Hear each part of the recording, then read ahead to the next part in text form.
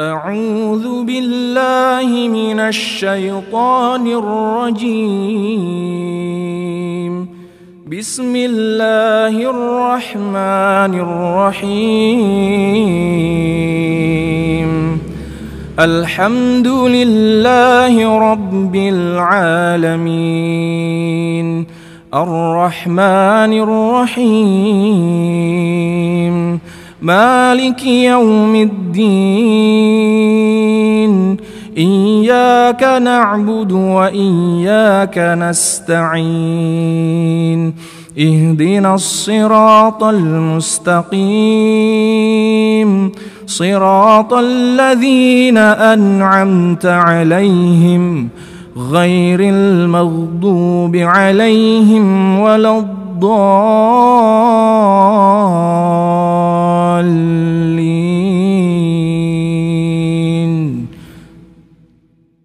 أعوذ بالله من الشيطان الرجيم. يا أيها الذين آمنوا إن من أزواجكم وأولادكم عدوا لكم فاحذروهم وإن تعفوا وتصفحوا وتغفروا فإن الله غفور رحيم. إنما أموالكم وأولادكم فتنة والله عنده أجر عظيم. فاتقوا الله ما استطعتم واسمعوا وأطيعوا وأنفقوا خيرا لأنفسكم ومن يوق شح نفسه فأولئك هم المفلحون. إن تقرضوا الله قرضا حسنا يضاعفه لكم ويغفر لكم والله شكور حليم. عالم الغيب والشهادة العزيز الحكيم. صدق الله العظيم. Wahai orang-orang yang beriman, sesungguhnya di antara istri-istrimu dan anak-anakmu ada yang menjadi musuh bagimu. Maka berhati-hatilah kamu terhadap mereka. Dan jika kamu maafkan dan kamu santuni serta ampuni mereka, maka sungguh Allah Maha Pengampun, Maha Penyayang. Sesungguhnya hartamu dan anak-anakmu hanyalah cobaan bagimu, dan di sisi Allah pahala yang besar. Maka bertakwalah kamu kepada Allah menurut kesanggupanmu, dan dengarlah serta taatlah, dan infakkanlah harta yang baik untuk dirimu. Dan barang siapa dijaga dirinya dari kekikiran, mereka itulah orang-orang yang beruntung. Jika kamu meminjamkan kepada Allah dengan pinjaman yang baik, niscaya Dia melipat gandakan balasan untukmu dan mengampuni kamu. Dan Allah Maha Mensyukuri, Maha Penyantun, yang mengetahui yang gaib dan yang nyata, yang Maha Perkasa lagi Maha Bijaksana. Maha benar Allah dengan segala firman-Nya. Bismillahirrahmanirrahim. Assalamualaikum warahmatullahi wabarakatuh. Bismillah, alhamdulillah, assalatu wassalamu ala rasulillah wa ala alihi wa sahbihi wa man wala, wa la hawla wa la quwwata illa billah, wa ba'du. A'udhu billahi minasyaitanir rajim. Ya ayyuhalladzina amanu taqullaha haqqa tuqatih wa la tamutunna illa wa antum muslimun. Allahumma inna nas'aluka ilman nafi'a wa na'udzubika min ilmin la yanfa'. Pemirsa Madani TV dimanapun Anda berada, pemirsa LKC TV dimanapun Anda berada, pendengar RDS FM Solo 101,4 FM dimanapun Anda berada, dan pendengar LKC Koelkis ya Bang. Rekan Dakta. Rekan Dakta 107 FM Bekasi dimanapun Anda berada. Puji dan syukur alhamdulillah kita haturkan kepada Allah di malam hari ini. Kembali kita dipertemukan oleh Allah dalam acara The Show, sharing online with Ustadz Rifki Ja'far Talib melalui layar Madani TV. Salawat beriring salam semoga tercurahkan dan terlimpahkan kepada uswah kita, suri tauladan kita, Nabi besar, Nabi agung, An-Nabi Muhammad sallallahu alaihi wasallam, di mana dengan mengikuti sunnahnya, menjalankan ajarannya, insya Allah kita akan mendapatkan keselamatan dan bahagia mulai dunia sampai akhirat kelak. Pemirsa yang dirahmati oleh Allah Subhanahu wa taala dimanapun Anda berada, pembukaan di malam hari ini adalah surah At-Taghabun dari ayat yang ke-14 sampai ayat yang terakhir yang telah dibacakan oleh Al-Akh Abu Shanum, fajazahullahu khairal jaza, atas apa yang telah dibacakan. Dan acara ini kami kembalikan kepada Al-Akh Abu Shanum. Antum terserah mau ngomong apa, mau cerita apa, terserah sudah. Saya jadi pembukaan malam hari ini. Baik, MC-nya siapa, pembicaranya siapa ya? Silakan. Ini kok kayak curhatan jadinya saya yang bicara. Masya Allah Ustaz, alhamdulillah pada malam hari ini saya sendiri merasakan suasana yang berbeda Ustaz. Pembukaannya tadi ayat. Jadi enggak tega mau guyon. Enggak tuh, langsung suasananya langsung anget gitu. Gimana gitu? Apalagi ini kemarin setelah kita setelah kita luncurkan flyer, tuh udah langsung rame. Ini komen yang sudah lama kita nggak lihat gitu.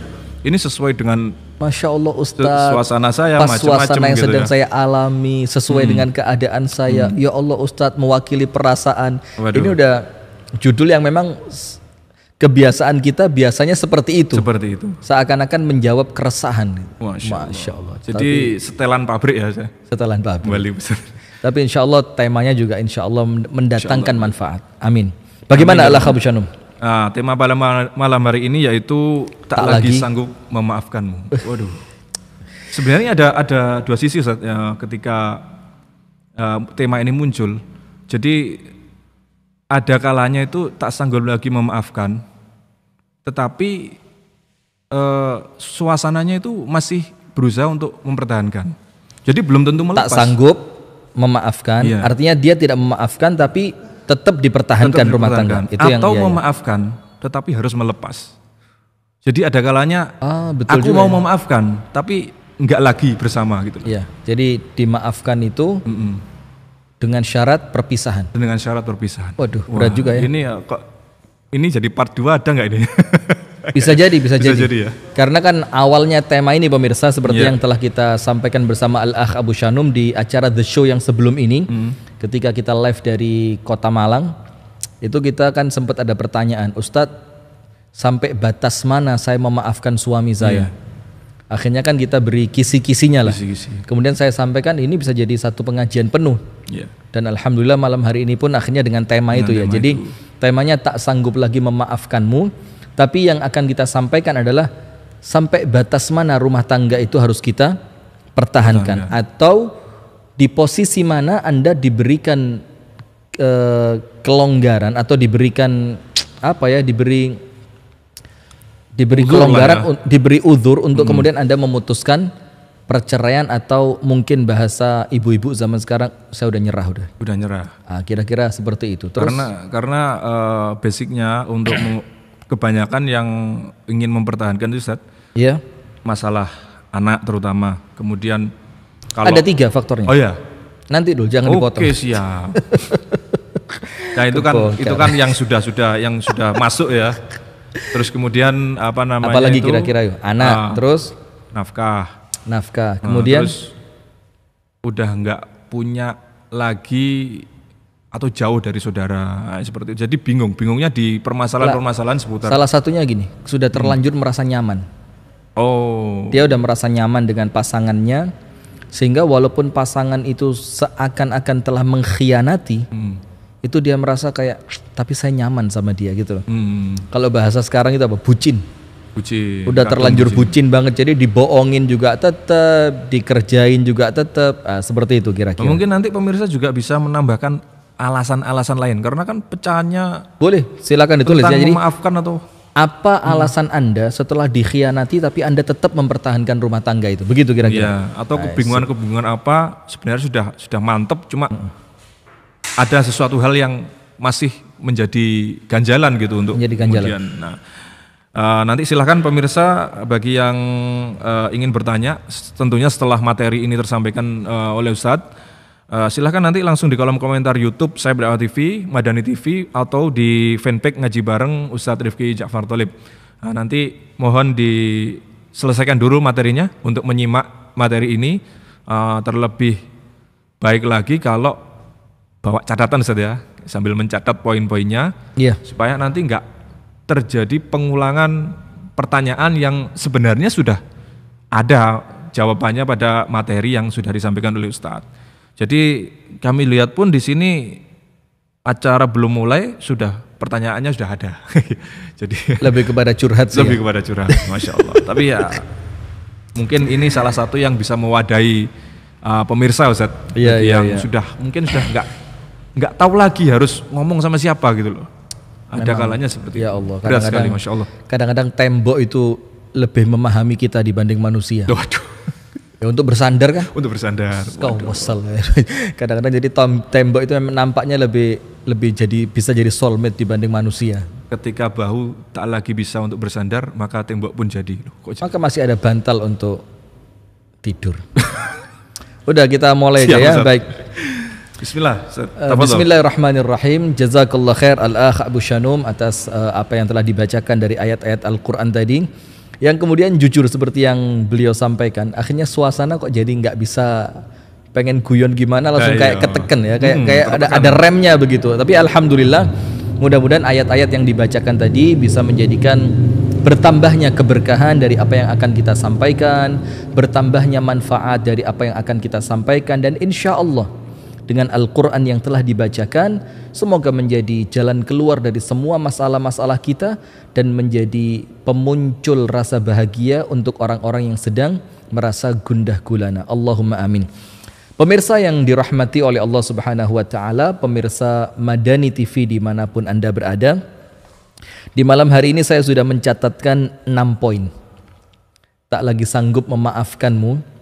Artinya sampai batas apa rumah tangga kita itu harus diperjuangkan untuk tidak sampai terpecah, tidak sampai muncul kata-kata perceraian, sampai batas mana, dan kemudian di batasan apa Anda harus memutuskan, ya nampaknya saya harus bercerai lah.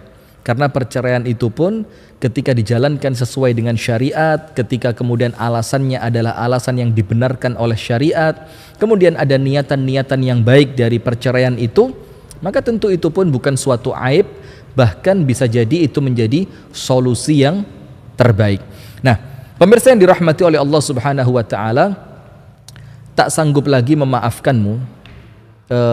Poin yang pertama yang harus kita tekankan di malam hari ini, dan urutan yang saya tuliskan ini pemirsa, ini tolong nanti jangan dibolak-balik, karena urutannya ini sudah tahapan yang memang seharusnya kita lalui untuk mempertahankan rumah tangga. Jadi tahapannya harus pas.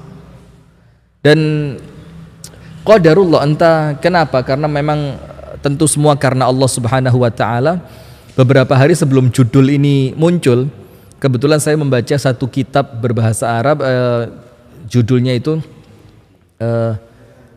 Tata Cara Rasulullah untuk Menyelesaikan Masalah-Masalah Rumah Tangga, dan pas dengan yang kami baca, sesuai dengan materi ini, maka insya Allah ini yang akan kita sampaikan di malam hari ini. Pertama, urutan yang pertama. Nomor 1, al-usratu lil ibadah. Keluarga itu kita adakan, kita berkomitmen berumah tangga, itu niatan awalnya adalah untuk menjalankan apa yang Allah perintahkan, untuk menjalankan apa yang telah disunnahkan oleh Nabi besar Muhammad SAW. Intinya, rumah tanggaku adalah ibadahku. Itu nomor 1. Jadi rumah tangga kita ini, Anda dengan suami, suami dengan Anda, orang tua dengan anak, anak dengan orang tua, yang tinggal di dalam rumah tangga itu, setiap person dari mereka, suami, istri, anak, orang tua, semuanya itu harus memiliki visi yang sama bahwa rumah tangga kami adalah untuk ibadah. Nah, poin pertama ini menjadi penting agar kemudian ketika muncul masalah di dalam rumah tangga, kita mengerti bahwasannya orang yang beribadah di dalam rumah tangga, ibadah itu tidak senantiasa menyenangkan. Ada ibadah yang mungkin untuk jiwa kita itu tidak kita suka, sesuatu yang tidak kita senangi, sebagaimana yang An-Nabi SAW sabdakan tentang syurga. Apa Rasulullah SAW bersabda? Huffatil jannatu bil makarih. Syurga itu diliputi oleh perkara-perkara yang dibenci oleh jiwa manusia. Jadi kalau kita mau masuk ke dalam syurga, jalannya itu adalah jalan yang dibenci oleh jiwa manusia. Maka ketika kita ingin mengarah ke syurga, ternyata jalan kita kok nyaman-nyaman saja. Jalannya kok tidak terjal, jalannya kok tidak mendaki. Maka jangan-jangan kita bukan mengarah ke syurga, tapi kita mengarah ke neraka. Itulah ayat Al-Quran yang mengatakan falaqtahamal aqabah. Maka mengapa kalian tidak meniti jalan yang mendaki? Wa ma adraka mal aqabah. Apa jalan yang mendaki itu? Fakku raqabah au it'amun fi yaumin dhi masghaba yatiman dha maqraba au miskinan dha matraba. Memberi makan, membebaskan budak, menolong orang yang sedang keperluan, anak yatim, fakir miskin. Itu jalan yang mendaki, yang tentu pada awalnya perbuatan-perbuatan itu adalah sesuatu yang tidak disukai oleh jiwa manusia. Nah, termasuk ibadah di dalam rumah tangga. Perhatikan ibu-ibu sekarang yang sedang menyaksikan, yang nampaknya rumah tangga saya udah di ujung tanduk. Atau seorang laki-laki yang mungkin sudah mulai merasa istri saya nampaknya nggak bisa dimaafin. Atau justru dari pihak ketiga yang menjadi pemberi masukan, nampaknya rumah tanggamu sudah nggak bisa diperbaiki, nggak bisa dipertahankan. Maka ingat, ada ibadah di dalam rumah tangga itu, yang ibadah yang sedang Anda lakukan tidak selalu ibadah yang menyenangkan. Sholat tahajud di malam hari yang penuh dengan rintangannya, puasa di siang hari yang panas yang menjadikan kita lapar dan dahaga, itulah gambaran rumah tangga yang di dalamnya ada ibadah. Mengapa penting menjadikan rumah tangga kita itu al-usratu lil ibadah? Mengapa menjadi penting? Apabila dari awal rumah tangga itu diniatkan untuk beribadah kepada Allah, goal dari rumah tangga kita itu adalah ibadah kepada Allah, kemudian arah rumah tangga kita ini disepakati oleh suami dan istri dalam rangka beribadah kepada Allah, maka Allah Ta'ala tidak akan melepaskan bantuannya dari rumah tangga yang seperti itu. Karena mereka meniatkan rumah tangga itu untuk apa? Mengabdi kepada Allah. Maka tentu Allah akan membimbing, Allah akan mengarahkan, dan Allah akan senantiasa mengantarkan rumah tangga kita pada kebaikan. Nomor satu, jangan lupa, rumah tanggaku untuk ibadah. Berarti apa maksudnya?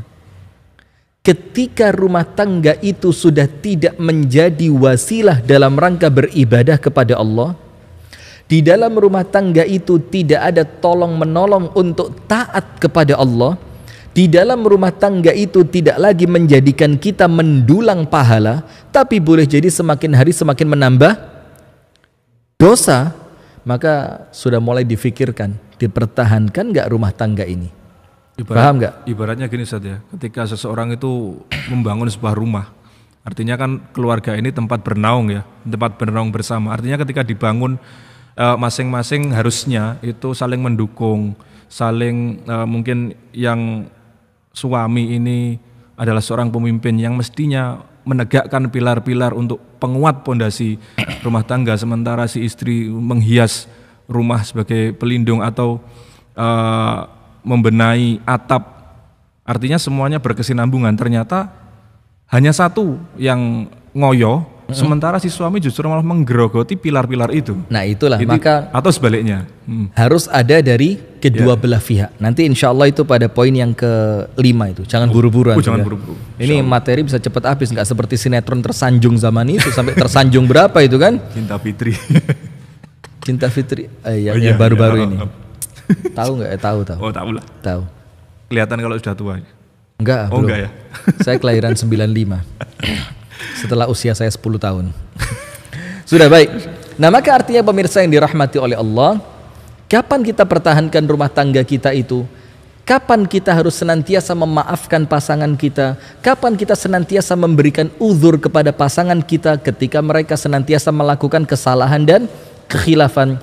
Poin pertamanya, selama rumah tangga yang Anda pertahankan masih mengantarkan Anda mendulang pahala dari ibadah yang Anda lakukan di rumah tangga itu, maka pertahankan. Misalkan, suami saya cuek tapi dia taat ibadah. Istri saya, dia kurang perhatian dengan anak-anaknya, tapi dia merupakan istri yang senantiasa rajin datang ke majelis ta'lim. Artinya ada kebaikan-kebaikan di dalam rumah tangga itu yang menjadikan ibadah di dalam rumah tangga itu masih terwujud. Nah, maka poin pertama, ingat, rumah tangga untuk ibadah. Sehingga selama masih ada ibadah yang Anda mendulang pahala dengan itu, pertahankan. Tapi apabila yang muncul setiap hari keburukan, yang muncul setiap hari suudzon, yang muncul setiap hari kecurigaan, yang muncul setiap hari percekcokan, yang muncul setiap hari ketidakcocokan, yang muncul setiap hari teriakan-teriakan di dalam rumah tangga, yang sampai rumah tangga itu sudah seperti neraka dunia sebelum neraka akhirat, maka Anda sudah mulai berpikir untuk berpikir lebih dewasa, apakah aku pertahankan atau aku putuskan untuk berpisah. Itu poin pertama. Nah, sekarang poin yang kedua. Sampai kapan aku pertahankan rumah tangga ini? Seakan-akan sampai orang itu mengatakan, tak sanggup lagi aku memaafkanmu. Poin yang kedua perlu diperhatikan. Rumah tangga itu lihusuli ar-ridha minallah, adalah sarana untuk menggapai keridhaan Allah. Bisa jadi seorang istri mendapatkan keridhaan dari Allah ketika dia memahami suaminya yang senantiasa melakukan kesalahan. Saya ulang, bisa jadi seorang istri mendapatkan keridhaan dari Allah ketika dia senantiasa memahami suaminya yang melakukan kesalahan. Dan sebaliknya, bisa jadi seorang suami mendapatkan ridho dari Allah ketika dia senantiasa memahami istriku ini manusia biasa, yang dia tidak luput dari kesalahan, yang justru dengan memahami kesalahan pasangan itu akan narik ridho dari Allah Subhanahu wa ta'ala. Hadisnya begini, innallaha idza ahabba 'abdan, apabila Allah Ta'ala mencintai seorang hamba, apa yang Allah berikan? Ibtalahu, Allah akan menguji dia. Sementara dari ayat yang antum baca tadi, sebagian dari pasanganmu dan sebagian dari anakmu adalah apa? Fitnah. Fitnah itu berarti apa? Ujian. Nah, maka apabila Allah mencintai Anda, justru Allah akan datangkan ujian di dalam rumah tangga Anda. Ujiannya siapa? Ya boleh jadi suami, boleh jadi istri, boleh jadi ayah atau ibu mertua, dan bisa jadi diri sendiri mungkin, Ustaz? Boleh jadi diri sendiri yang memang kita sadar, aku ini ujian buat kamu. Kenakalanku, sifat kekanak-kanaanku, apalagi? Apa ya? Ya dengan segala kekurangan. Iya, mungkin mudahnya aku emosi, aku menjadi orang yang gampang marah. Tolong difahami bahwa ini adalah ujian untuk menjadi aku Allah datangkan untuk mengujimu. Tapi enak banget kita kalau ngomong gitu ya. Iya. Saya ini adalah titipan dari Allah untukmu. Jadinya kayak pembenaran ya. Waduh. Jadi susah. Nah, maka perhatikan para suami yang ada di rumah, para istri yang sedang menyaksikan di layar Madani TV, kemudian siapapun yang sedang mendengarkan tayangan ini, ingat, innallaha idza ahabba 'abdan ibtalahu, apabila Allah mencintai Anda, maka Allah datangkan ujian untuk Anda. Dan ujian itu boleh jadi siapa? Suami, boleh jadi istri, boleh jadi orang ketiga. Dan ingat, orang ketiga itu nggak harus senantiasa selingkuhan. Orang ketiga itu bisa jadi mertua, bisa jadi teman-teman dari suami, bisa jadi teman-teman dari istri, bisa jadi tetangga, yang semua itu adalah ujian. Kemudian endingnya apa? Faman radhiya falahur ridha. Barang siapa ridho dengan ujian ini, maka Allah akan turunkan keridhaan kepadanya. Coba. Jadi bagaimana kita memahami bahwa ujian ini akan mengantarkan saya untuk meraih ridhonya siapa? Allah. Dan ingat, waridwanum minallahi akbar.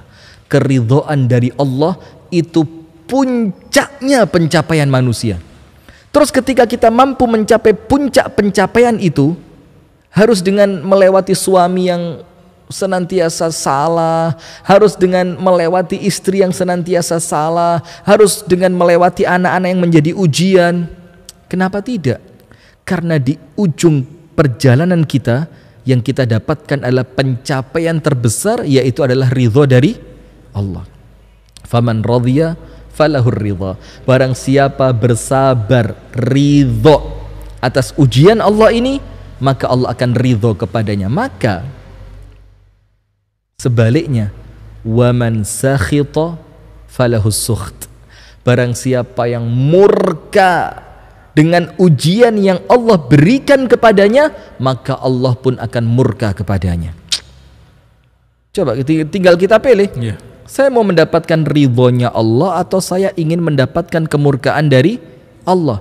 Nah, berarti pemirsa yang dirahmati oleh Allah, tolong diperhatikan. Sekarang harus ada kalimat tolongnya karena kesannya merentah. Catat. Perhatikan. Oh, ini kok kayak bawa tongkat komando begini. Iya, maka sekarang tolong diperhatikan pemirsa. Selama rumah tangga itu akan mengantarkan Anda untuk mencapai ridho dari Allah, pertahankan. Ustaz, terlalu berat. Suami mengulangi kesalahannya berulang kali. Ustaz, terlalu berat Ustaz. Istri saya nggak bisa dididik. Terus melakukan kesalahan, bukan kesalahan yang berbeda Ustaz, tapi kesalahan yang sama. Intinya bukan salah atau tidaknya, intinya bukan diajari atau tidaknya, tapi intinya Anda bisa meraih ridho Allah atau tidak di dalam rumah tangga yang seperti itu. Atau mungkin bisa sedikit kita permudah bahasanya. Jangan gini, sedikit, dibanyakin. Banyak apa ya? Iya. Artinya ketika ujian itu datang, yang penting ada keridhaan dulu, begitu loh Ustaz. Ketika ujiannya datang. Ridho. Nanti sesuai dengan perkembangan waktu, apakah nanti akan menuju ke arah perpisahan atau kemudian arah untuk mempertahankan. Yang penting ketika ujiannya datang itu ada rasa ridho dulu gitu. Mungkin bisa dikatakan memang begitu. Jadi sebagaimana sabar itu di awal munculnya musibah, nggak nunggu sehari, 2 hari, 3 hari, begitu pula dengan datangnya ujian yang mengantarkan kita mencapai ridhonya Allah. Di awal datangnya ujian itu, ya Allah, aku ridho. Artinya memang harus diyakinkan betul, dikuatkan betul bahwa ini semata-mata adalah datang dari Allah. Gitu. Betul, seperti itu. Nah, maka sebaliknya pemirsa yang dirahmati oleh Allah, ketika Anda melihat rumah tangga ini tidak lagi mengantarkan Anda menuju ridhonya Allah, maka sama seperti poin yang pertama, Anda mulai perlu berpikir, dan Anda mulai perlu berpikir dewasa, apakah saatnya rumah tangga ini dihentikan. Jadi poin kedua, ingat, saya menikah, Abu Syanu menikah, dan semua pemirsa menikah. Yang kita cari di sana selain ibadah, bagaimana pernikahan ini melalui pasangan kami mendapatkan keridhaan dari Allah. Artinya ridho itu Allah awali dengan munculnya musibah, munculnya ujian, dan ujian itu di dalam rumah tangga dalam surah At-Taghabun ayat yang ke-14 dikatakan, sesungguhnya di antara istrimu, di antara anak-anakmu, aduwwal lakum, ada musuh untuk kalian. Bahkan bahasanya bukan lagi sekedar fitnah, tapi apa? Musuh. Seperti halnya Kan'an ya dengan Nabi Nuh itu saja. Nah, seperti itu kan udah memusuhi anak sudah. Ya. Udah itu anaknya memusuhi sudah, dia nggak mau. Ya bunayyar kam ma'ana, nak ikut bersama saya. Anak bilang, sa'awi ila jabalin ya'simuni minal ma'. Aku mau naik ke atas gunung yang akan menyelamatkan aku dari dari banjir ini. Dia bilang la asimal yauma minallah. Ada hari ini tidak ada orang yang bisa selamat dari keputusan Allah. Nah, seperti itu. Jadi poin kedua, ibu-ibu perhatikan yang tadi komen di kolom komentar fanpage, yang tadi komen di kolom komentar YouTube, yang tadi komen di kolom komentar Instagram. Lihat, apakah kemauanku untuk mempertahankan rumah tangga ini, untuk kembali memaafkan kesalahan pasanganku, entah suami ataupun istri, akan mengantarkanku mendapatkan ridho dari Allah atau tidak. Ini poin kedua. Sekarang kemudian poin yang ketiga. Dan ini nampaknya ini terlalu teoritis. Ini terlalu bahasanya itu retorika. Lah, tapi ini memang tak sanggup lagi aku memaafkanmu atau judulnya? Iya benar Ustaz. Iya. Tak lagi sanggup memaafkanmu. Maka poin ketiga ini nampaknya sesuatu yang ini teori banget. Saya memang aplikatif. Perhatikan. Poin ketiga, as-sabru fil usrati wa 'ala az-zawji yurithul jannah. Kesabaran di dalam rumah tangga itu mengantarkan Anda masuk ke dalam surga. Sekarang saya mau tanya, Anda hidup di dunia ini untuk ibadah kepada Allah. Wa ma khalaqtul jinna wal insa illa liya'budun. Dan kita beribadah agar kemudian Allah ridho kepada kita. Dan ketika Allah ridho, maka tempat kita insya Allah adalah surga. Ketika Allah ridho, mungkinkah kita oleh Allah diazab di dalam api neraka? Tidak. Justru keridhaan Allah itu akan mengantarkan kita untuk masuk ke puncaknya kenikmatan, yaitu surga. Maka salah satu kunci rel yang akan mengantarkan kita masuk ke dalam surga itu adalah kesabaranmu di dalam keluarga. Maka dikatakan as-sabru fil usrati yurithul jannah. Kesabaran di dalam rumah tangga itu akan menjadikan Anda mendapatkan surga.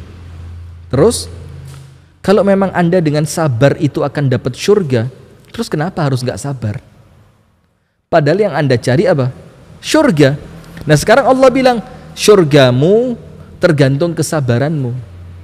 Kalau kita mau mengejar surga itu, berarti mau nggak mau sabarnya harus dapat. Sabarnya harus dapat. Kenapa? Karena saya ingin masuk surga. Dan surga itu saya akan raih dengan kesabaran. Maka sampai kapan saya pertahankan rumah tangga ini? Sampai kapan saya harus bersabar atas keburukan suami? Sampai kapan saya harus bertahan atas kesalahan istri saya? Maka perhatikan poin ketiga. Tergantung kekuatan Anda bersabar untuk menghadapi mereka. Sekarang lihat, begini ya. Ada seorang wanita di zaman An-Nabi SAW yang wanita itu terkena penyakit ayan. Antum tentu pernah dengar hadisnya ya. Dan pemirsa insya Allah pun sudah seringlah mendengarkan hadis ini. Perempuan itu berkulit hitam dan dia tidak ada seorang pun di antara laki-laki yang mau menikah dengannya. Sudah dia bukan perempuan yang mungkin ya dalam tanda kutip tidak cantik. Apalagi dia diuji oleh Allah dengan penyakit ayan.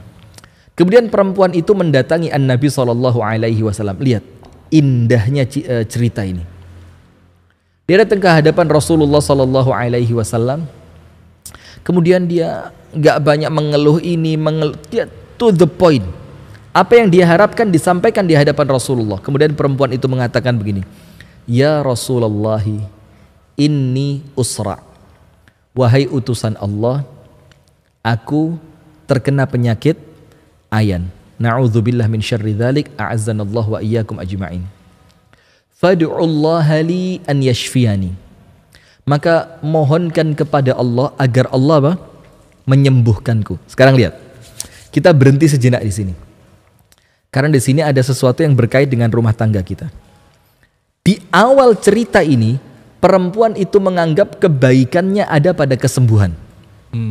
Dianggap sama dia, sembuh itu baik untuk saya. Kan begitu. Maka dia meminta kepada Rasulullah kesembuhan, agar Rasulullah mendoakannya kepada Allah agar Allah memberikan kesembuhan, kan? Karena apa dia meminta itu? Karena dia tahu kalau aku sembuh aku akan baik. Tapi ternyata apa? Kebaikan yang dia sangka ada di dalam kesembuhannya, ternyata Rasulullah memandang yang berbeda. Rasulullah bersabda kepada perempuan itu, in syi'ti da'autullaha laki, kalau engkau mau aku doain, insya Allah sembuh. Wa in syi'ti sabarti walakil jannah, tapi kalau engkau mau bersabarlah atas ujian sakit ini dan Allah akan mengganti kesabaranmu dengan syurga. Sekarang kembali kita perhatikan. Perempuan ini mengharapkan kebaikan itu ada pada kesembuhan. Dalam keadaan apabila dia sembuh dari ujian itu, belum tentu dia masuk syurga. Sementara Rasulullah memberikan jalan kepadanya, yang penting syurga. Walaupun engkau harus melewati ujian ini dengan kesabaran. Sekarang kita masukkan ke rumah tangga. Kita menginginkan rumah tangga yang baik, kan? Kita menginginkan suami yang tanggung jawab, kan? Kita menginginkan istri yang setia, kan? Tapi ternyata belum tentu itu yang baik. Boleh jadi kebaikan itu ada justru dengan jeleknya suami kita, justru dengan jeleknya istri kita. Supaya kita sabar, dan dengan sabar itu Allah akan menggantikan kesabaran kita dengan syurga. Sampai sini paham? Jadi perempuan tadi kepingin sembuh.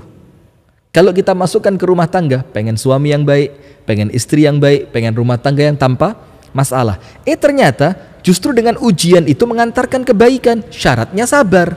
Kalau engkau mau sabar, suamimu tetap seperti itu, istrimu tetap seperti itu, menguras emosi. Tapi apa? Engkau mampu bersabar, maka kesabaranmu akan Allah gantikan dengan syurga. Dan gak usah khawatir. Kadang-kadang kita bilang sabar. Sampai kapan? Ya. Kan gitu? Ya, sampai kapan saya sabar? Dengerin. Rasulullah Muhammad sallallahu alaihi wa alihi wa sahbihi komentarnya Masya Allah. Masya Allah, panjang dan mengular lebar. Ini panjang dan mengular. Ya. Karena insya Allah ya mudah-mudahan menjadi pencerahan lah ya, amin, untuk kita pribadi dan untuk semua pemirsa Madani TV. Amin. Rasulullah sallallahu alaihi wa alihi wa sahbihi wasallam bersabda, fa inna nasra ma'as sabr. Kemenangan itu Allah letakkan di balik kesabaran.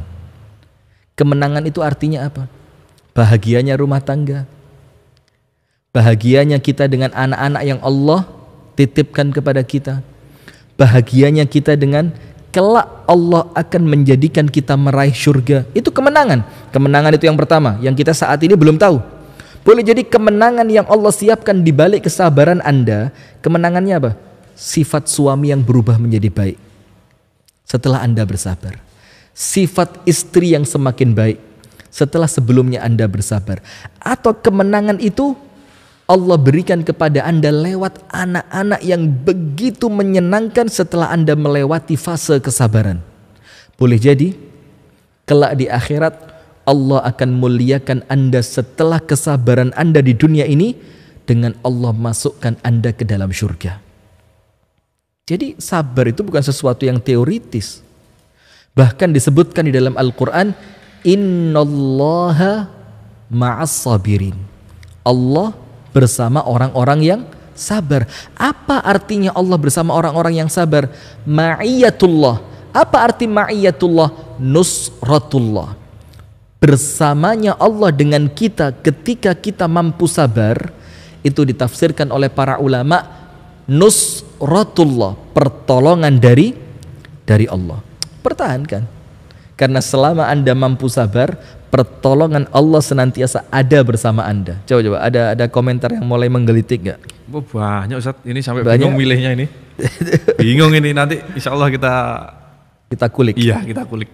Ya Allah ya Rahman. Saking banyaknya ini. Nah, maka yang ketiga, tak sanggup lagi ku memaafkanmu.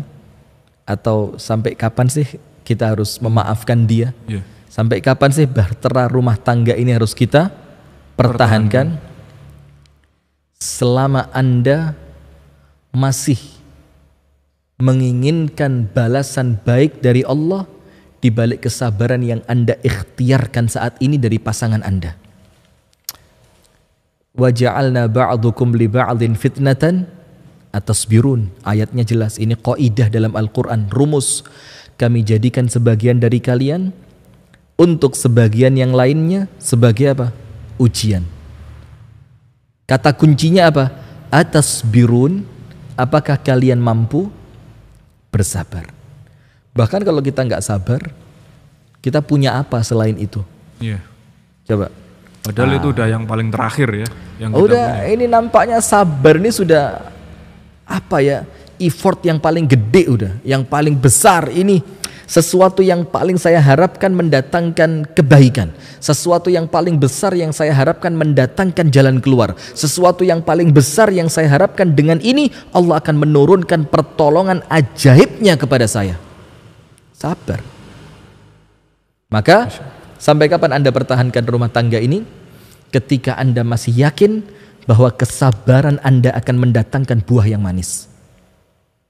Maka dikatakan di dalam syair Arab itu, subur as-subur sa'ah, asa ba'da subur, tishrab minal hali. Sabar sesaat, mudah-mudahan setelah kesabaran ini, engkau akan meminum madu yang sangat manis. Jadi, terus sabar. Tapi kalau udah gak bisa sabar, semakin memunculkan masalah, semakin rusak, semakin tidak tenang, semakin kacau. Sudah. Sama seperti poin pertama dan poin kedua, Anda mulai perlu berpikir, dan Anda mulai perlu berpikir dengan dewasa. Jangan-jangan memang rumah tangga ini sudah tidak perlu lagi dipertahankan. Nomor satu, ibadah. Nomor dua, menggapai ridho dari Allah. Nomor tiga, sekuat kesabaran Anda, bahwa Anda meyakini di balik kesabaran ini Allah akan datangkan keajaiban-keajaiban untuk rumah tangga saya. Boleh jadi sifat suami yang berubah, boleh jadi sifat istri yang berubah, boleh jadi melalui anak-anak yang sangat qurrata a'yun, dan boleh jadi Allah kasih surprise kalau di akhirat kita masuk surga tanpa hisab, tanpa adab. Amin ya rabbal alamin. Itu pemirsa. Cita-cita Kemudian yang diharapkan semua Allahumma orang. ya Rabbana, semoga Allah masukkan kita semua ya, orang tua kita, anak turun kita, teman-teman kita, semuanya ke dalam surga tanpa hisab, tanpa adab. Amin ya Rabbal alamin. Nah, sudah, antum punya cerita Pak? Ana mau berhenti sebentar. Mau minum kopi dulu. Kok cerita? Ini masih kurang 3 ini. Masih ada 3 lagi. Itu mungkin bisa ditambahkan kisahnya Sa'labah itu, Ustaz. Nah, antum ceritain. Yang ini apa? Minta didoakan sama Rasulullah supaya bisa kaya. Ternyata sudah diperingatkan 3 kali, tetap ngeyel, akhirnya ya sudahlah dituruti. Walhasil ternyata kekayaan itu juga nggak baik betul bagi dia. Masya Allah. Mungkin Ustaz bisa lebih mengembangkan hikmahnya. Ya, jadi artinya ketika rumah tangga kita itu baik-baik saja, mungkin kita tidak menangis di hadapan Allah. Ketika rumah tangga kita baik-baik saja, mungkin kita tidak merasa khusyuk ketika sujud di hadapan Allah. Boleh jadi Allah ingin menarik kebaikan-kebaikan itu datang kepada kita lewat masalah yang Allah titipkan di dalam rumah tangga. Sehingga doanya semakin kuat. Dia membangun hubungan yang baik dengan Allah. Dia mulai rajin lagi membaca Al-Quran. Dia mulai rajin lagi sholat tahajud, puasa sunnah. Justru hikmah dibalik munculnya masalah, maka belum tentu kebaikan itu baik buat kita. Sebentar lagi nih Ustaz, ada ujian untuk semua orang global nih. Ya? Piala Dunia. Saya tidak tahu sama sekali bahkan ini. Iya, sebentar lagi kan ini event Piala Dunia. Kapan? Artinya kan seperti tadi. Apa kita bikin nonton bareng di sini? Waduh, berat. Untuk apa opening Masjid Nur Hasan yang dibangun oleh pemirsa Madani TV? Tapi setelah Piala Dunia nanti tahajud gitu ya. Kan biasanya gitu. Debat nah itu kan ujian bagi semua orang, saya kira Ustaz. Artinya ketika tadi dikatakan bahwa tahajud berat, ternyata ketika Piala Dunia itu ringan-ringan aja, bangun malam gitu. Saya sempat sampaikan beberapa kali. Jadi sesuatu itu kalau kita senang, kita akan ringan melakukannya. Ada teman cerita, dia bisa goes sampai 300 km dalam sekali berangkat. Dan itu bukan sesuatu yang ringan. 300 km itu separuh perjalanan Kediri Jakarta, separuh. Mungkin sampai Semarang. Itu dia bisa lakukan sekali jalan. Saya bilang, berat ya akhi. Enggak Ustadz, udah biasa. Kenapa? Senang dia. Dia suka. Nah tapi kenapa kesukaan itu kok untuk perkara duniawi, bukan untuk perkara ukhrawi? Kita suka tahajud sehingga tahajud terasa berat. Kalau kita senang maka terasa ringan. Kenapa sukanya bukan pada tahajud itu? Dan memang ya berat sih ya. Nah seperti halnya sabar, Ustaz. Sabar. Kalau sabar itu kan menurut kebanyakan orang itu kan berat. Berat. Karena memang mungkin tidak ada yang suka dengan sesuatu yang membuat kita sabar. Oh tentu. Nah, tentu. itu kan. Maka begini, diceritakan oleh Syekhul Islam Ibnu Taimiyah, ada seorang laki-laki sabar betul atas gangguan istrinya. Ternyata setelah 20 tahun kesabaran dia itu diuji oleh Allah tanpa dia sangka, tanpa dia duga, dan Allah senantiasa begitu. Allah itu surprise-nya keren banget gitu. Itu Allah anugerahkan kepadanya seorang anak yang anak ini menjadikan dia lupa bahwa dia punya istri yang begitu menjengkelkan. Jadi Allah ganti kesabarannya dengan anak yang begitu luar biasa baiknya. Itu dibalik apa? Kesabaran. Dan toh kalau kita nggak sabar seperti yang tadi kita sampaikan, kita bisa apa? Paling hanya penyesalan. Baik. Sekarang poin yang keempat. Poinnya, atau kita baca sebagian pertanyaan dulu? Jalan terus ini, Ustaz. Saya bingung mau baca coba, yang mana. Antum cek. Tolong jangan disuruh jalan ya, suruh berhenti aja. Oke, siap. Ini Ustaz. Baik. Yang Ustaz, suami saya selingkuh. Dia bilang sudah tidak mencintai saya lagi. Tapi saya masih tetap ingin mempertahankan rumah tangga saya. Apakah masih ada manfaatnya? Atau saya hanya memaksakan kehendak saya? Ini keren banget ini pertanyaan. Jadi, atau materi utuh? Enggak ya? Materi utuh enggak ya? Enggak kayaknya. Enggak kayaknya. Begini, ternyata yang ingin mempertahankan hanya salah satu pihak. Sementara pihak yang lain sudah ilfil, udah enggak pengen. Apalagi posisinya sudah yang enggak kepingin ini suami. Dan yang nggak pengen ini ialah yang salah gitu loh. Masalahnya itu. Biasanya begitu sih. Karena untuk nutupin kesalahan. Saya sudah nggak suka sih sama kamu. Kamu udah bukan spek idaman saya tuh. Ya. Nah maka begini. Apabila seperti itu, maka Anda perlu realistis. Realistis dalam artian, apakah perjuangan Anda itu Anda yakin akan membuahkan hasil yang positif? Jangan-jangan Anda mempertahankan sesuatu yang justru sesuatu yang Anda pertahankan ini semakin menjadikan Anda tersakiti. Dan Anda harus realistisnya apa? Ketika memang yang mengatakan aku tidak lagi cinta kepadamu itu suami, dalam keadaan suami yang menjadi nahkoda di dalam perahu rumah tangga itu, kapal rumah tangga itu, maka nampaknya Anda mulai perlu berbicara serius dengan dia. Rumah tangga kita mau dikemanain? Karena kalau seperti ini biasanya, mohon maaf sekali untuk penanya, biasanya sudah susah dipertahankan karena suami akan semakin semaunya sendiri. Karena yang menginginkan keutuhan rumah tangga posisinya hanya pada seorang istri. Sehingga nanti suami akan terus mengulang kesalahannya. Tujuannya apa? Agar si istri tadi merasa capek dengan suaminya, akhirnya istri pun minta cerai. Paham nggak? Ya maka kalau seperti ini nampaknya sudah berat. Tapi tetap tidak menutup kemungkinan Anda berikhtiar, Anda mendekatkan diri kepada Allah, Anda berdoa kepada Allah untuk mendapatkan bimbingan dari Allah, bagusnya rumah tangga ini dikemanain. Nah begitu. Dan yang mengalami pasti kerasa ya Ustaz ya, artinya itu kerasa banget itu. Kerasa kan, kerasa. Artinya karena rasa itu nggak bisa dibohongin. Rasa nggak bisa dibohongin. Kecap, enggak ya? Semua kecap nomor 1. Kecap nomor 1. Baik, sekarang saya lanjutkan poin keempat. Poin keempat, sampai kapan saya harus mempertahankan rumah tangga ini? Sebagaimana seakan-akan sampai kapan saya maafin suami saya? Sampai kapan saya maafin istri saya? Dalam keadaan kesalahan yang dilakukan bukan kesalahan kecil, tapi kesalahan yang besar, yang seandainya Anda pun memutuskan cerai, Anda nggak salah gitu loh. Seandainya putusannya itu harus cerai, Anda nggak salah, karena kesalahan yang dilakukan oleh pasangan itu adalah kesalahan yang termasuk dosa, bukan dosa kecil tapi Dosa besar. Nah, poin keempat, sejauh mana Anda maafkan suami Anda? Sejauh mana Anda maafkan istri Anda? Atau bahasa umumnya, sejauh apa Anda memaafkan pasangan Anda? Sejauh husnudzon Anda kepada pasangan Anda itu. Misalkan begini, saya lihat istri saya ini orang baik, tapi dia melakukan kesalahan. Dan saya lihat kesalahannya dia itu dikarenakan pergaulan. Mungkin dikarenakan kekhilafan. Mungkin dikarenakan keadaan psikologis yang tidak stabil. Mungkin dikarenakan banyak alasan-alasan yang menjadikan kita ini bisa husnudzon bahwa istri kita atau suami kita yang bersalah itu mereka punya uzur atas kesalahannya, begitu ya. Nah, maka sejauh mana saya maafkan dia? Sejauh mana saya perlu pertahankan rumah tangga ini? Sejauh husnudzon Anda bahwa pasangan Anda apabila dimaafkan, apabila rumah tangga ini dipertahankan, maka dia akan mengantarkan saya pada kebaikan dan kebahagiaan. Jadi husnudzon. Sekarang begini, tidak ada husnudzon yang tidak mendatangkan manfaat.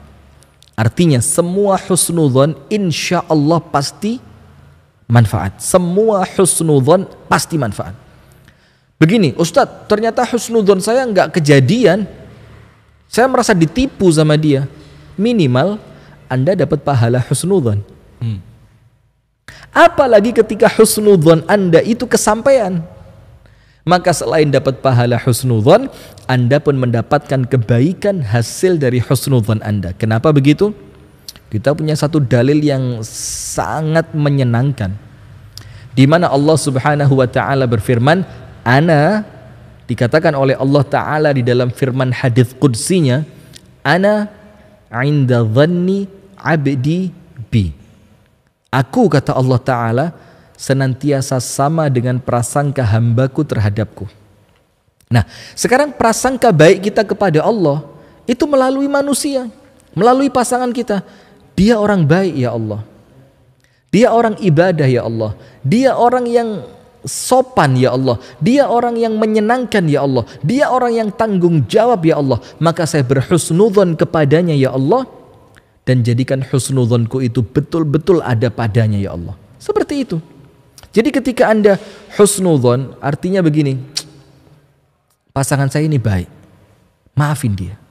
Melakukan kesalahan lagi, dimaafin lagi karena Anda masih bisa husnudzon, berprasangka baik kepadanya. Maka maafin lagi dia. Nah, sampai ketika Anda merasa husnudzonku sudah habis, artinya sudah nggak ada lagi alasan untuk berhusnudzon. Ya. Iya, nggak ada alasan baik sangka udah. Kamu dimaafin sekali, nggak bisa. Kamu dijauhkan dari circle pergaulanmu, tetap seperti itu. Kamu saya dekatkan ke majelis taklim, sama. Kamu saya minta masukan dari orang tuamu, saya ceritakan kesalahanmu pada orang tuamu, tetap gak berubah. Kamu saya dorong dengan doa di sepertiga malam terakhir, tetap seperti ini. Maka ketika husnudzon gagal, husnudzon tidak membuahkan hasil, husnudzon tidak memberikan kemajuan dan kebaikan, terus seperti itu, selama Anda masih punya peluang untuk husnudzon, selama itu pula maafin pasangan Anda, maafin. Dan husnudzon itu senantiasa mendatangkan pahala. Dan salah satu yang kita dilarang untuk bergaul dengan orang Islam itu, dilarang mempergauli umat Islam dengan suudzon. Itu termasuk pergaulan yang dilarang. Kenapa begitu? Ijtanibu katsiran minadh-dhann. Wahai orang-orang yang beriman, jauhilah kebanyakan prasangka. Kenapa? Inna ba'dadh-dhanni itsmun. Karena sebagian dari prasangka itu akan mendatangkan dosa. Berarti apa? Kita nggak boleh bermuamalah dengan orang Islam sementara dalam hati kita ada suudzon kepadanya, buruk sangka kepadanya. Maka awal kita bermuamalah dengan orang Islam, awalnya dengan cara apa? Husnudzon. Karena orang Islam itu pasti baik, karena orang Islam itu senantiasa amanah, karena orang Islam itu takut kepada Allah, karena orang Islam itu mengerti adanya balasan setelah kehidupan dunia. dan itu yang mengantarkan Anda untuk terus bisa berhusnudzon kepada pasangan Anda sehingga Anda tidak pernah kehabisan alasan untuk memaafkannya. Kenapa? Husnudzon, baik sangka. Dan sampai pun ketika kita berdoa saja, doa itu dikatakan oleh An-Nabi SAW di dalam sabdanya, Ud'ullah wa antum muqinuna bil ijabah. Mintalah kepada Allah dalam keadaan engkau yakin permintaanmu oleh Allah pasti dikasih. Keyakinan kita kepada Allah bahwasannya permintaan kita oleh Allah akan diberi, itu husnudzon atau bukan? Husnudzon. Husnudzon. Dan husnudzon ini menjadikan doa-doa kita diijabah. Termasuk ketika Anda berhusnudzon dengan memaafkan suami, ketika Anda berhusnudzon dengan memaafkan istri, di sana ada doa-doa Anda yang oleh Allah akan diijabah. Doanya apa? Perbaiki pasanganku ya Allah, perbaiki suamiku ya Allah, perbaiki istriku ya Allah.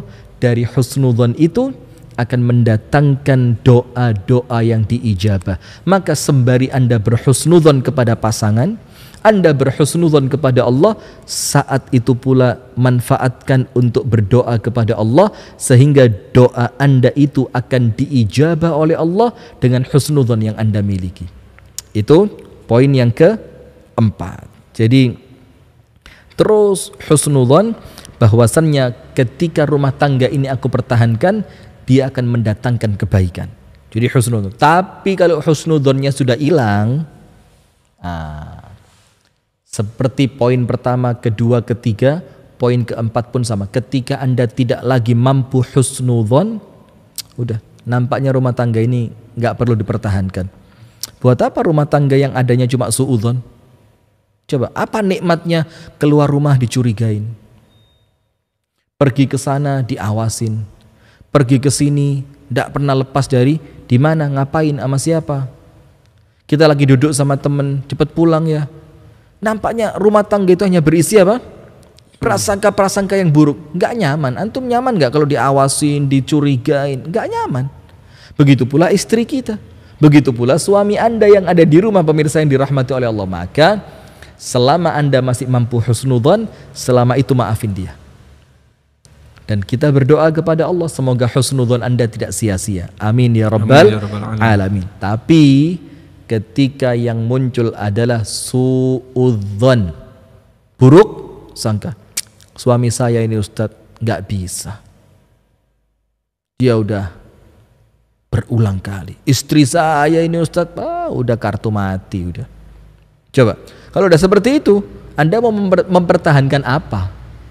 Mau mempertahankan dosa, mau mempertahankan kecurigaan, mau mempertahankan ketidaknyamanan, percuma. Nggak ada manfaatnya. Maka bangun senantiasa husnudzon agar terus Anda mampu memaafkan kesalahan pasangan Anda, dia orang baik, dan agar rumah tangga ini terus bisa terselamatkan. Itu poin keempat. Sekarang poin kelima. Atau ada pertanyaan? Ada, Ustaz. Antum baca dulu. Ini Bismillah. Studi kasus. Wih, luar biasa. biasa. Ustadz, saya sudah 12 tahun menikah. Berapa tahun? 12 tahun. Luar 12 biasa. tahun menikah. Luar biasa. Begini. Yos. Selama itu suami selingkuh 4 kali. Oh, tenan? Oh, tenan. Berapa kali? 4 kali. Tunggu dulu, selingkuh ini selingkuh chatting, ketemuan, atau sampai selingkuh badan. Wallahu a'lam. Kemudian suami selingkuh 4 kali dan jauh dari ibadah. Iya. Tapi menolak bercerai. Selalu mencari-cari kesalahan istri dan mengancam. Sudah tarafnya sudah sampai mengancam. Bentar. Apa? Nggak mau cerai? Nggak mau cerai. Kemudian tapi mencari kesalahan, mencari kesalahan istri. Kemudian sampai timbul ancaman atau dia mengancam. Ya. Apa ancamannya? Wallahualam, ini nggak dijelaskan. Iya. Tetapi kemudian pertanyaannya yaitu, apakah saya berdosa Ustadz jika saya dan anak pergi dari rumah untuk keselamatan diri? Kalau keselamatan diri ini, kalau kita ambil dari keumuman pertanyaan sampai pada taraf mengancam nyawa. Ini bagaimana Ustaz? Kalau memang benar seperti kalau itu. bahasa menyelamatkan diri ini nampaknya udah ancaman fisik ya. Iya. Baik. Itu nanti insya Allah kita bahas pada poin yang kelima. Jadi perlu musyawarah. Jadi tidak bisa rumah tangga itu diselesaikan dengan satu kepala. Tidak cukup dengan dua akal dari dua kepala. Tapi perlu adanya orang-orang bijaksana, orang-orang yang berpikiran dingin untuk memberikan masukan-masukan yang positif, untuk memberikan masukan-masukan yang membangun, konstruktif. Ini yang kita butuhkan dalam rumah tangga. Nah, sekarang saya jawab pertanyaan dari penanya. Wallahu ta'ala a'lam bissawab. Semoga jawabannya bisa memberikan manfaat. Suami selingkuh sudah 4 kali. Dan ini bukan hal yang remeh-temeh ya. Bukan perkara yang remeh. Katakan selingkuhnya selingkuh badan. Na'udzubillah min syarri dzalik. Sudah, setelah itu dia senang nyari-nyari kesalahan istri. Bayangin, dia yang salah. Sekarang dia yang cari kesalahan pasangannya. Yang ketiga, mengancam dan sampai dia tidak mau bercerai. Untuk Anda ibu, langkah pertama, kedua, ketiga, keempat yang telah kita sampaikan, tolong diperhatikan dengan baik. Apabila urutannya sudah Anda lakukan, maka Anda boleh meminta khulu'. Ketika urutan ini ya, jangan loncat. 1, 2, 3, 4 ini harus berjalan dengan baik sesuai urutannya. Ketika pun tidak mendatangkan hasil, Anda ada kesempatan melalui ikhtiar khulu'. Khulu' itu apa? Permohonan seorang istri diajukan kepada hakim untuk meminta dipisahkan dengan suaminya. Karena kan keputusan cerai di tangan suami. Kalau suami tidak mau menceraikan bagaimana? Ada hakim. Yang hakim itu bisa memberikan keputusan. Itu yang perlu Anda lakukan. Jadi apalagi sampai Anda pergi dari rumah dan anak-anak karena untuk mencari keselamatan, ini nampaknya sudah bukan perkara kecil. Nah, maka saat itu Anda datang ke rumah orang tua. Anda datang ke rumah orang tuanya suami, mungkin untuk minta pertimbangan, mungkin Anda ceritakan apa yang sedang terjadi. Kalaulah tidak menyelesaikan masalah, Anda datang kepada pengadilan agama atau KUA terdekat, Anda sampaikan masalah Anda, untuk kemudian Anda mendapatkan masukan, didamaikan. Kalau tidak bisa, ada yang namanya khulu'. Wallahu ta'ala a'lam bissawab. Karena perkara pergi-pergi dari rumah ini kan juga kita juga nggak bisa memutuskan Ustaz ya. Iya, lebih baik bertanya kepada yang biasa menangani ya. Artinya hakim. Apakah hakim nanti memutuskan untuk Anda diperkenankan untuk keluar rumah atau enggak? Nah, intinya adalah pihak yang memang berwenang dalam hal itu. Tepat sekali. Apalagi urusan pernikahan ini kan Anda menikah di hadapan KUA. Ya. Maka yang bisa menjadikan sah perpisahan itu bukan ustadz-ustadz sembarangan, tapi ya betul-betul berpisah secara resmi, diputuskan oleh orang yang sebelumnya telah menikahkan Anda, yaitu instansi yang resmi ditunjuk oleh pemerintah, dan itu adalah KUA atau pengadilan agama. Wallahu ta'ala a'lam bissawab. Sekarang poin yang kelima. Tak lagi sanggup memaafkanmu. Poin yang kelima, sampai kapan sih kita perlu memaafkan pasangan kita? Ini kalau dipikir sendiri, gak nutut kepala kita. Itulah kenapa senantiasa kami ulang pemirsa, nasihat dari almarhum, semoga Allah merahmati beliau, Ustadz Tri Asmoro Jati. Beliau mengatakan, Ustadz, jangan terima konsultasi rumah tangga apabila yang datang cuma satu pihak, istri saja atau suami saja. Karena ketika mereka menginginkan kebaikan, seharusnya yang datang dua-duanya pengen baik, bukan salah satu pihak saja seperti yang tadi ditanyakan tadi, ya kan? Dan ketika dua-duanya datang, maka akan mengurangi kemungkinan cerita-cerita itu dilebih-lebihkan. Imbang lah. Imbang. Sehingga suami punya jawaban, istri punya tuntutan. Mungkin istri nuntut begini, suami jawab. Mungkin istri menuduh begini, suami menjawab. Dan sebaliknya seperti itu. Nah, maka dengan itu pemirsa yang dirahmati oleh Allah, poin yang kelima, sampai kapan saya harus memaafkan kesalahan pasangan saya?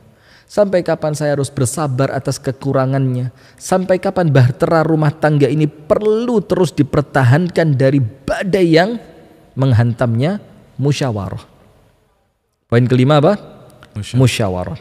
Dan musyawarah ini silakan Anda cek dalam surah An-Nisa pada ayat yang ke-35. Pada surah An-Nisa ayat yang keberapa? 35. Jelas sekali di sana Allah Ta'ala berfirman, A'udzubillahi minasyaitonirrajim, wa in khiftum shiqaqa bainihima fab'athu hakaman min ahlihi wa hakaman min ahliha. Dan apabila kalian khawatir terjadi sengketa antar kedua suami dan istri, kalian khawatir terjadinya cekcok, masalah, sengketa, ada pihak yang terzolimi di sana, ada pihak yang merasa tersakiti, maka apabila kalian khawatirkan itu, apa yang Allah perintahkan? Fab'athu hakaman min ahlihi wa hakaman min ahliha.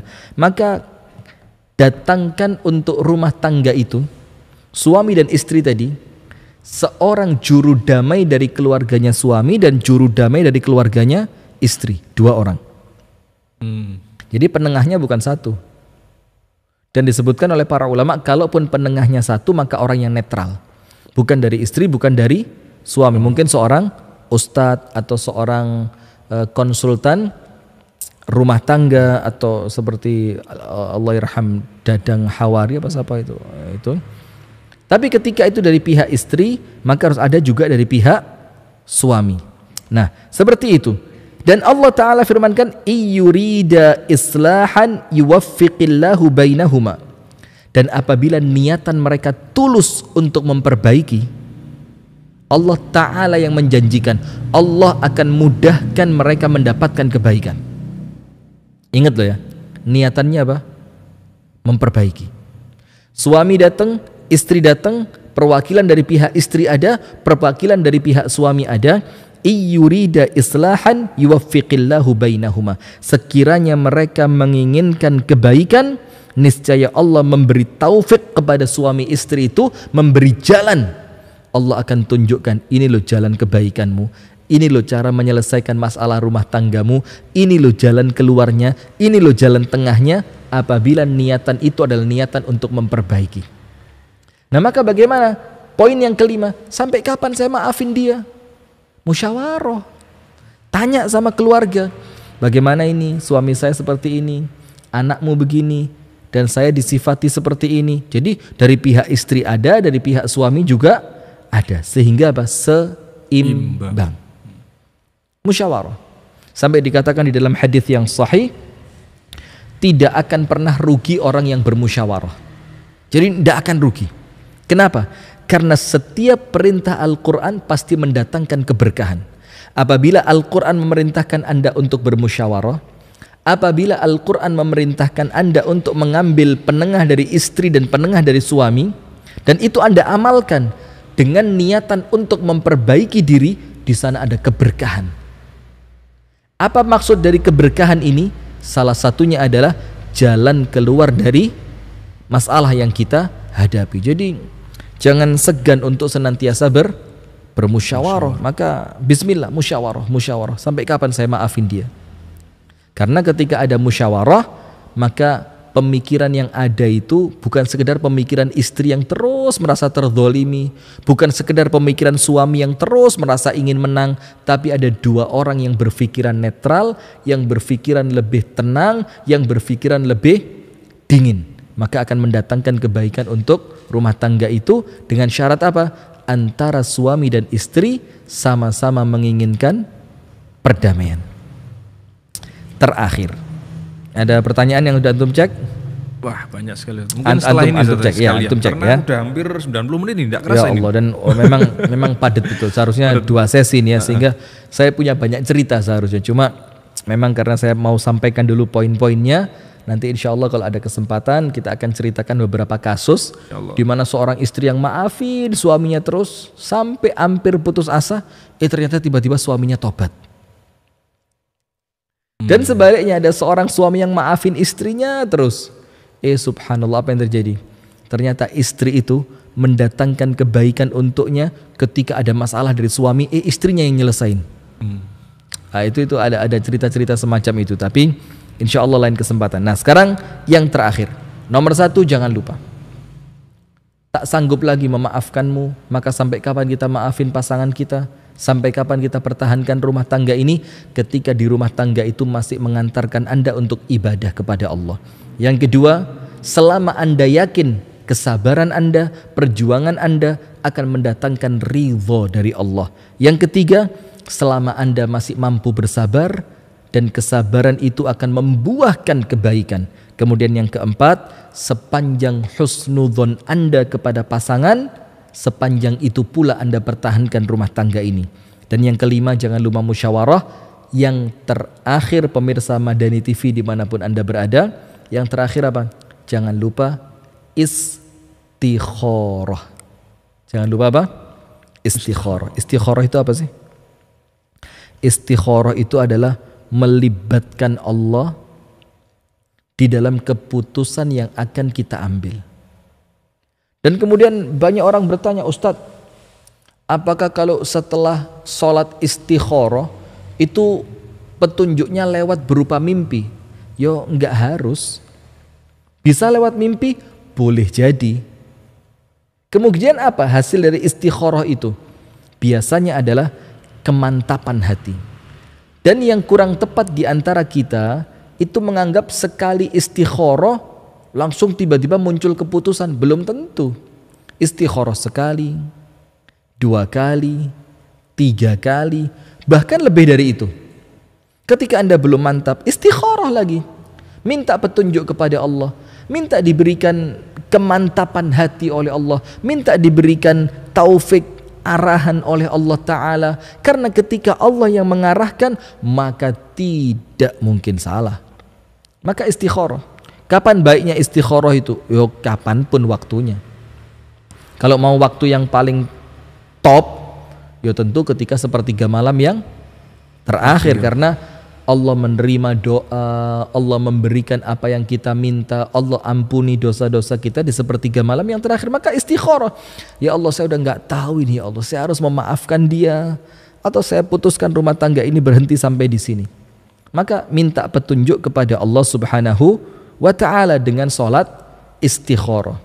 Nah, ketika Anda beristikharah itu, Anda betul-betul pasrahkan hasilnya kepada Allah.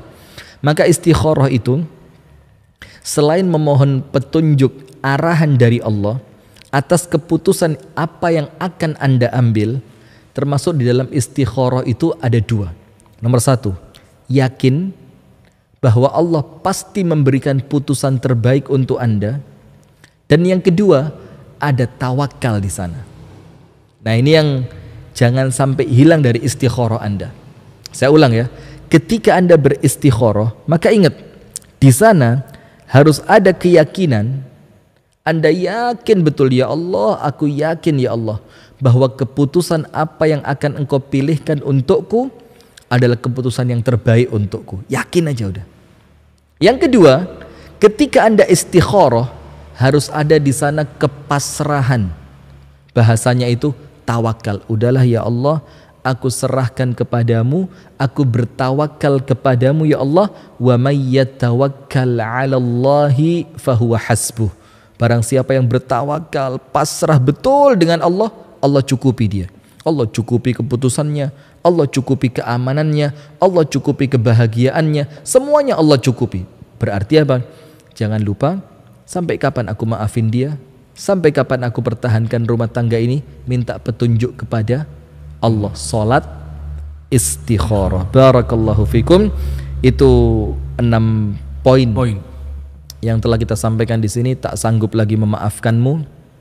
Ini maka dicek poin per poinnya, urutan-urutannya. Insya Allah mudah-mudahan dengan ilmu yang kita fahami bersama, kita amalkan, mudah-mudahan Allah memberikan pencerahan.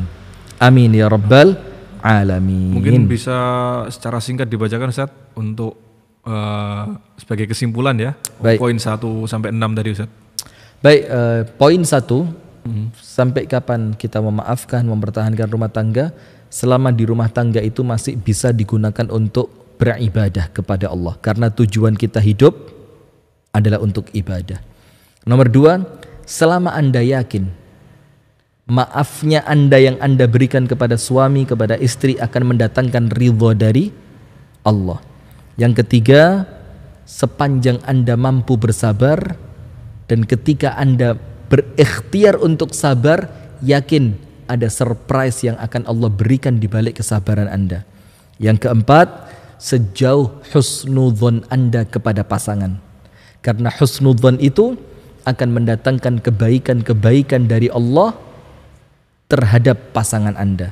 Yang kelima, jangan lupa musyawarah, minta pendapat dari pihak istri dan dari penengah dari pihak suami. Dan yang terakhir, jangan lupa sholat istikharah, minta petunjuk bimbingan dari Allah Subhanahu wa ta'ala. Barakallahu fikum, wallahu ta'ala a'lam bissawab. Kita bacakan setidaknya satu atau dua pertanyaan dulu Ustaz sebelum kita tutup.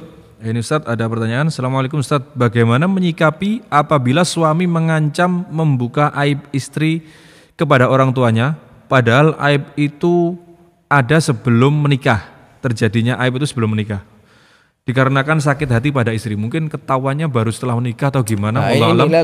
Harus dijelaskan ini. Ini karena ketika misal ini saya kasih contoh jelas saja lah ya. Misalkan istri dinikahi dalam keadaan tidak lagi gadis, sudah nggak perawan. Maka ketika aib itu Anda ketahui sebelum menikah dan Anda sebelum menikah sudah siap dengan aib tersebut, maka nggak boleh dibongkar di hadapan orang tuanya. Karena Anda taunya sebelum menikah dan Anda siap dengan itu. Tapi ketika ketahuannya setelah menikah dan Anda merasa dibohongi, apabila Anda merasa mampu bersabar, apabila Anda husnudzon ini akan membawa kebaikan dan Anda mampu menutupinya, maka tutupi dan lanjutkan pernikahan. Tapi ketika Anda merasa dikhianati, Anda merasa dibohongi, Anda merasa ada kedustaan di awal rumah tangga ini, maka Anda bisa memilih untuk berpisah dengan menceritakan aib itu hanya kepada orang tuanya supaya dia tahu alasan Anda menceraikannya, ataupun tanpa menceritakannya untuk menjaga kehormatan si istri. Faham nggak? Nah sekarang pertanyaannya bagaimana?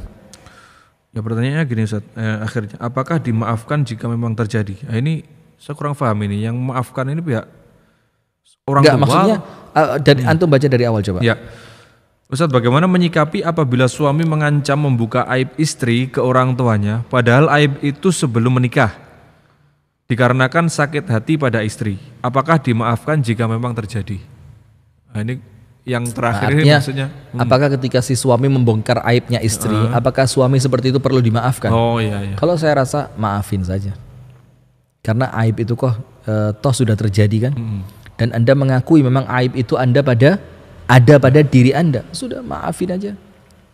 Karena nggak dimaafin juga aibnya sudah terjadi, nyebar beritanya pun juga sudah terjadi. Belum tentu ketika Anda tidak memaafkan, ada orang lain yang mau menerima Anda apa adanya. Nah sementara sekarang udah karuan, suami itu sudah tahu Anda seperti apa adanya, maka mendingan melanjutkan dengan suami yang sudah tahu Anda apa adanya. Wallahu ta'ala a'lam bissawab. Terkecuali ketika suami membongkar kemudian suami memutuskan untuk mentalak, Ustaz, ya itu beda cerita beda lagi. Beda lagi. Kalau memang suami yang memutuskan cerai, ya sudah diikhtiarkan dulu tahapan-tahapan untuk rujuknya. Kalau tidak ada jalan keluar, ya udah lanjutin aja perceraiannya. Masya Allah. Sepertinya masih banyak sekali pertanyaan Ustaz. Tapi karena ini udah waktu juga ya, waktu juga. Ini pemirsa masih stay loh, nggak berubah sama sekali dari tadi angka nontonnya ini, Masya Allah. Dan semoga kita di pertemuan berikutnya ketemu kembali Ustaz ya, untuk membahas permasalahan-permasalahan rumah tangga yang mungkin perlu kita bahas secara detail sehingga menjadi wasilah dan bermanfaat bagi rumah tangga di sekitar kita di Indonesia ini. Allahumma amin, Allahumma amin. Ujiannya rumah tangga sekarang berat. Ada tontonan yang kurang baik, mendidik. Ada rumah tangga yang jadikan konten sehingga orang jadi terpengaruh. Dan jangan-jangan tuntutan atau masalah itu muncul dari melihat gitu loh. Aslinya nggak ada, terus nonton kemudian ada. Banyak. Jadi itu ya. Salah satu cara untuk memutus masalah sebelum masalah itu datang, itu tidak banyak bergaul. Kalau tidak banyak bergaul, tidak banyak melihat. Tidak banyak perbandingan yang kita lihat dari rumah tangga orang lain. Dan bagaimana caranya mengawali semua itu, nggak banyak keluar dari rumah. Itu selesai masalah. intinya nggak banyak keluar dari Nggak rumah banyak itu keluar. adalah mendekati hal-hal yang berpotensi Memunculkan masalah. dalam rumah tangga. Masya Allah. Dan demikian pemirsa, pertemuan pada malam hari ini, mohon doanya semoga apa yang kita sampaikan pada hari ini dapat bermanfaat untuk semua yang menonton, pada pemirsa sekalian, dan kita diberikan kesempatan kembali untuk bertemu di pertemuan berikutnya insyaallah. Allahumma dengan tema-tema yang sangat menarik insyaallah. Amin ya rabbal alamin. Kami undur diri, kami mohon pamit. Apabila ada kekurangan, ada kesalahan, kami mohon maaf yang sebesar-besarnya. Kita tutup dengan doa kafaratul majelis. Subhanakallahumma bihamdik, asyhadu an la ilaha illa anta, astaghfiruka wa atubu ilaik. Alhamdulillahirabbil alamin. Assalamualaikum warahmatullahi wabarakatuh.